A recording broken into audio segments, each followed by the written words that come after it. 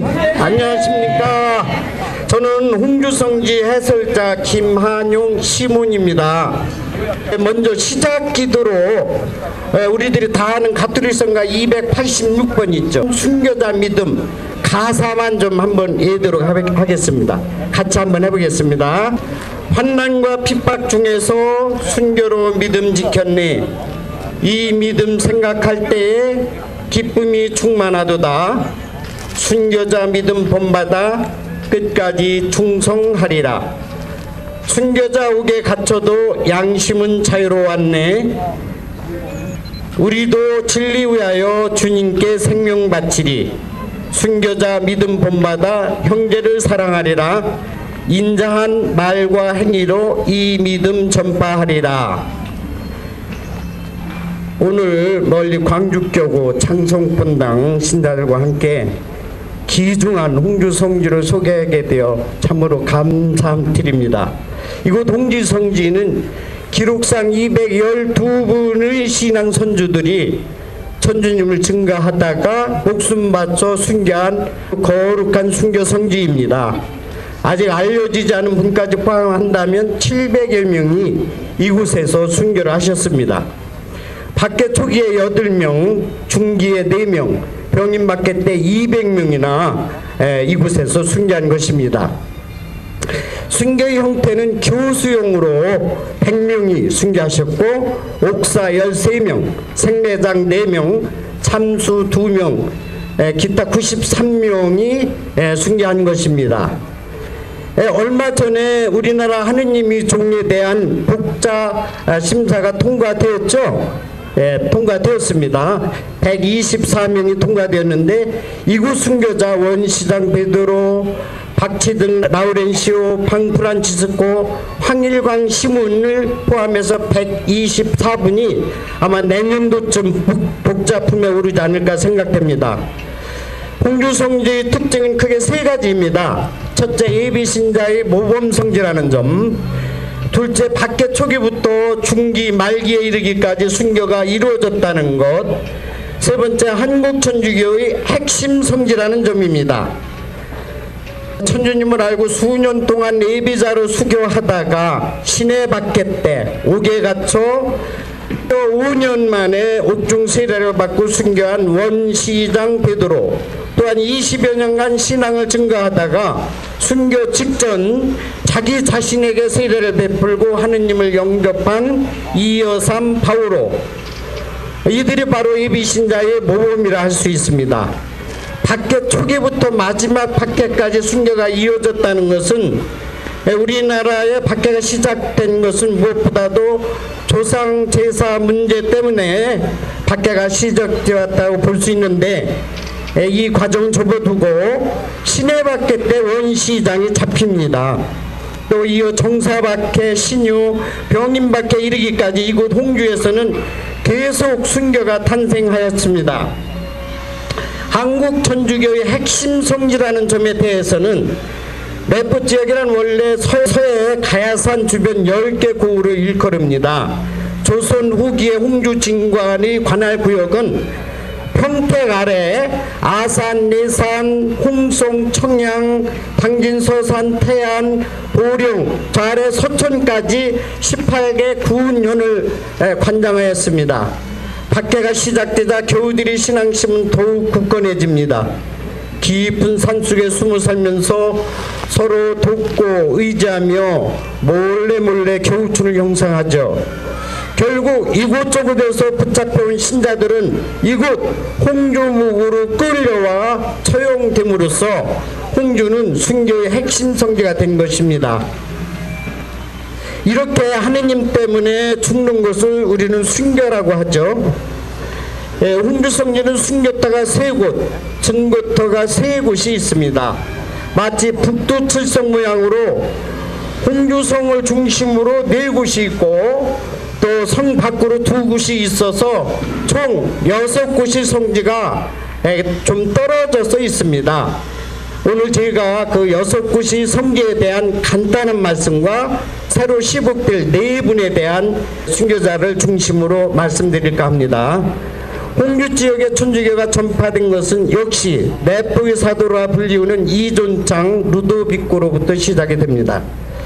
이승훈이 북경에서 세례를 받고 1784년 3월 말에 한국에 와서 천주교가 시작되죠. 이 무렵에 이존창도 교리를 배워 세례를 받습니다. 그는 즉시 고향 땅으로 돌아와 복음을 전파하였고, 전파된 복음은 내포 지역 전체로 확산되어 갑니다. 이때 원시장이 잡히게 되고, 그 다음 홍주, 면천, 여름이 출신 방 프란치스코와 동료 2명이, 그리고 홍주의 백종 황일광이 순교를 합니다. 한국 교회사에서 볼 때 홍주는 복음화에서 매우 중요한 고장이었음을 알 수 있습니다. 홍주의 금민당 정삼품 목사가 근무했던 자리입니다. 동쪽에 있다고 하여 동원이라고 하였고, 홍주의 동원은 특별히 안회당이라고 하였는데, 안회는 노인을 편히 모시고 아랫사람을 사랑해야 한다는 깊은 뜻을 갖고 있습니다. 밝은 태양의 빛을 받아 백성을 사랑해야 한다는 이 동원에서 조선시대 때 많은 천주교 신자들이 고문과 문초를 받았으니 참으로 비통한 일이 아닐 수 없습니다. 순교자들은 끝까지 신앙을 지켜 이옥에 갇힙니다. 홍주토는 113명이나 순교한 홍주의 핵심 성지입니다. 옥토에서는 주로 목 졸라 죽이는 교수형이 집행되었는데, 구멍이 뚫린 형구틀에 줄을 놓고 순교자의 목을 올감한 다음에 서로 줄을 양쪽에서 잡아당기는 형식으로 사형이 집행되었습니다. 아주 잔인한 방법이 아닐 수 없습니다. 순교자들의 옥중 생활은 참으로 비참했습니다. 형벌로 인한 장독, 굶주림과 질병, 옥리들이 착취와 괴롭힘으로 집행도 하기 전에 죽은 사람도 참으로 많았습니다. 홍주의 최초 순교자 원시장이 옥토에서 순교를 합니다. 원시장은 충청도 홍주 응정리 부유한 양반집에 태어나 남부럽지 않게 살았습니다. 그는 성격이 사납고 포악하여 별명이 호랑이였다고 합니다. 그가 55살이 되던 해 처음 천주교 신앙을 알게 됩니다. 그는 즉시 신앙을 받아들였고, 지난날의 모든 잘못을 뉘우치며 1년 정도 교리 공부에만 전념합니다. 열렬한 신앙인이 되어 돌아온 그는 수천 년 살 수 있는 약을 가지고 와서 이 약을 나눠주리다 하며 복음을 전파합니다. 이튿날 일가 친척 이웃들을 불러놓고 천주교를 설명하여 하루 동안 무려 30가구나 입교를 하였습니다. 말보다는 행실, 온화한 성품으로 변했기 때문에 가능했습니다. 주변 사람들은 호랑이처럼 사납던 그가 가난한 이들에게 재산을 나누어 주고 믿지 않는 이에게 대하는 열정과 온화한 미소를 보고 모두 감탄하였습니다. 박해가 시작되자 원시장은 스스로 순교를 자청합니다. 보졸들은 즉시 그를 잡아들였고, 영장은 배제하고서 나가라고 회유하지만 모든 것을 십자가의 은혜로 받아들입니다. 얼마나 매를 많이 맞았던지 등뼈가 으스러지고 다리뼈가 부러져 일어설 수 없게 되지만 그의 얼굴은 언제나 기쁨과 만족으로 가득했습니다. 그에게 장살령이 선고됩니다. 장살령은 배교한다는 말이 나올 때까지 때리고 또 때려서 때려 죽이는 형벌입니다. 이제 그의 몸은 피투성이가 되어 손가락 하나 움직일 수 없게 되었고, 음식물을 전혀 삼킬 수가 없습니다. 목사는 빨리 이 사건을 마무리 지으려고 추운 겨울날 얼려 죽이라고 합니다. 굵은 밧줄로 묶여진 원시장의 알몸에 싸늘한 물이 뿌려집니다. 밤이 되자 그가 덮어쓴 물은 금세 얼음덩어리로 변하여 덜덜 떨 새도 없이 얼음덩어리가 되고 맙니다. 세상에 이런 잔인한 형벌이 있단 말입니까? 어느덧 그가 거증거증 죽어갈 적에 마지막 힘종기들을 이렇게 올립니다. 나를 위하여 온몸에 매를 맞고 내 구원을 위하여 가시관을 쓰신 예수여, 당신이 영광을 위하여 얼고 있는 이 몸을 봉헌합니다. 홍주에서 탄생한 첫 순교자의 모습은 바로 이러했습니다. 꽁꽁 얼어붙은 자신의 몸을 주님께 봉헌하고 마침내 숨을 거둡니다. 그의 나이 62세 추운 겨울날입니다. 그의 용감한 순교는 여기서 끝난 것이 아니라 충청도 순교의 머릿돌이 되어 수많은 순교자의 피가 그 위에 물들여진 것입니다.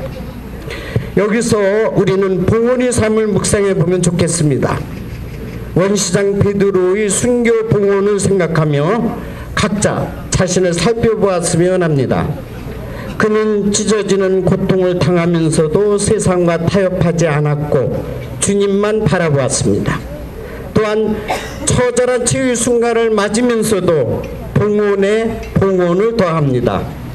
그는 행동이 선행된 굳센 믿음의 삶으로 사람들을 변화시켰습니다.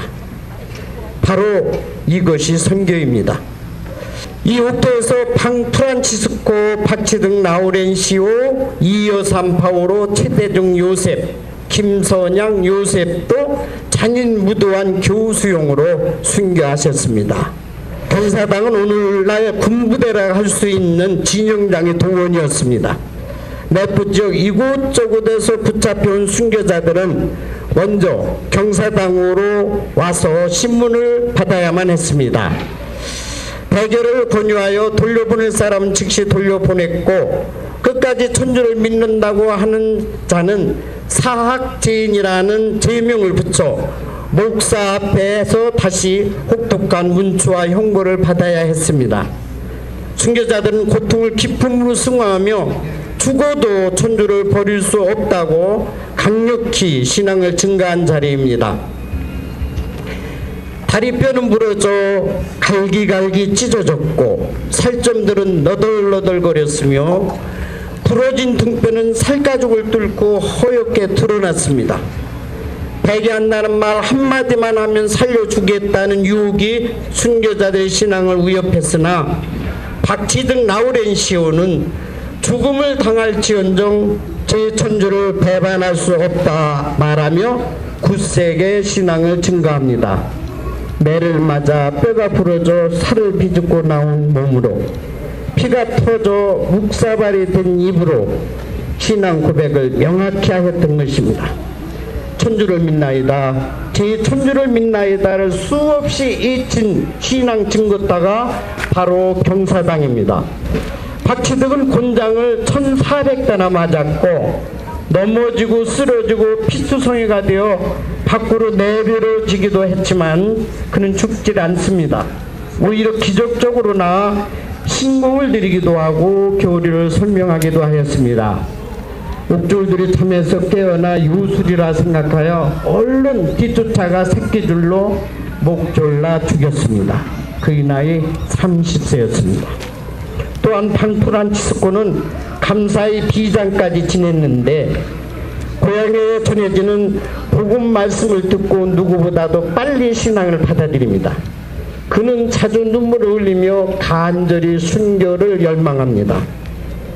관례에 따라 사형수에게 주는 마지막 식사를 받고 슬퍼하는 동료들에게 창조하시고 보존하시는 것도 천주의 은혜지만 사또가 마지막 후한 대우를 해주는 것도 섭리인데 어째서 슬퍼만 하오. 만일 우리가 천당 가는 이 좋은 기회를 놓친다면 언제 이런 기회가 또 오리오 하며 옥구를 치른 후 순교하였습니다. 예수 그리스도의 영광스러운 종들은 이렇게 하느님을 위해 목숨을 내놓았습니다.